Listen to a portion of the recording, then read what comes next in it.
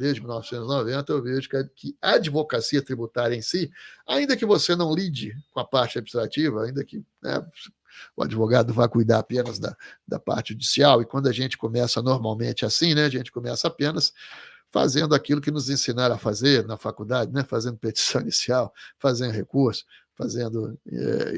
dando aí alguma consultoria a respeito de planejamento, enfim, o que a gente aprendeu a fazer na faculdade, quando a faculdade ensina alguma coisa. E mesmo assim, quando você lida aí só com a parte judicial, as vantagens já são muito grandes, né, em relação a outros ramos, a outros setores do direito. Eu que comecei em outro ramo, que foi o criminal, fiquei 3 anos, depois, né, migrei para o tributário, pude perceber as vantagens da advocacia tributária sobre outros ramos do direito. Então, por exemplo, quem atua na área criminal, por exemplo, é muito comum ter que sair de casa em desabalada carreira às 3 horas da manhã, porque o cliente ou o filho do cliente foi pego numa prisão em flagrante, com droga, etc. e tal, para acompanhar um flagrante, né, na delegacia e tal. O advogado, às vezes, criminalista, ele tem que estar a todo momento pronto para sair. Ele já tem que deixar um terninho assim, né, pendurado ali no local estratégico, né, pronto já para ter que sair assim, de supetão, né, de urgência, em caráter de urgência, no meio da madrugada, e as confusões, né,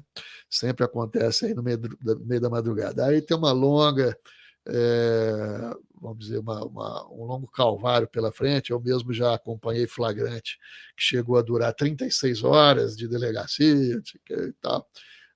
Às vezes você faz um júri aí que leva 2 dias seguidos, 3 dias, né? É desgastante, é bastante desgastante, né?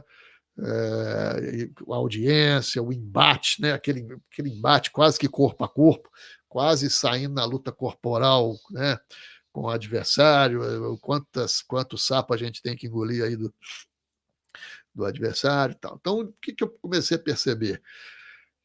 Quando migrei em 1990 para o campo da advocacia tributária. Primeira coisa, né, não tinha mais que sair de madrugada. Eu podia dormir uma noite de sono, né, pelo menos de meia-noite às 5, eu podia saber que eu estava ali, que eu não teria nenhuma interrupção, que eu poderia dormir tranquilo. Então, eu durmo um pouco, viu, minha gente? Mas, assim, pelo menos, quem dorme pouco, como eu, precisa ter, né, que aquelas horas de sono não sejam interrompidas. Então, isso passou a ser uma bênção, né, na minha vida. Depois, não tem audiência.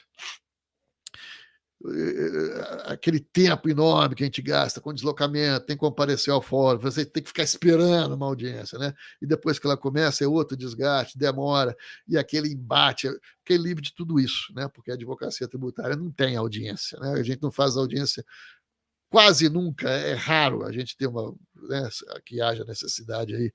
Pode ocorrer, mas é uma raridade, né? O juiz, às vezes você se relaciona, aquele embate com o juiz desaparece, porque o juiz, ele raramente vê os advogados, nunca vê as partes, né?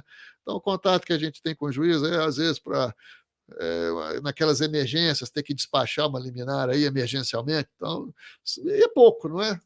Então, assim, a qualidade de vida dá um salto muito grande quando a gente migra para a área tributária. A qualidade de vida aumenta e os resultados, né, da área também são muito bons, né?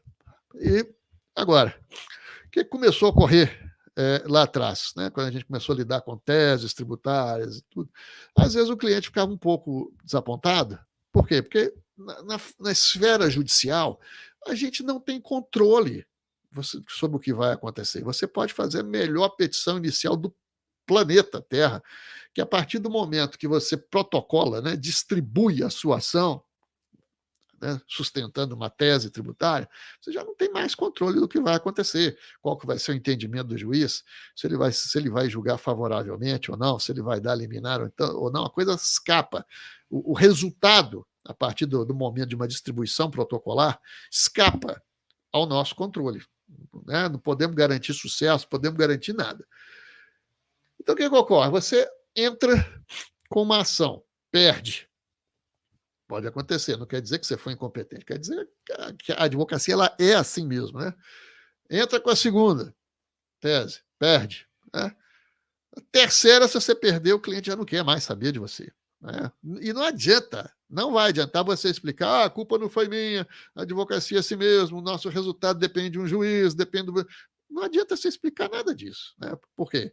Porque você está lidando com o seu cliente, empresário. Né? E empresário tem uma outra cultura. Né?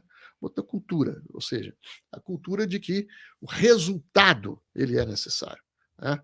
Para o empresário, o que o empresário busca essencialmente? Resultado. Resultado para ele é uma coisa essencial. Por quê? Porque sem resultado a empresa dele não sobrevive. Né? Então a primeira coisa que ele busca para a empresa dele é resultado. Sem esse resultado, não tem empresa, quebra. Né?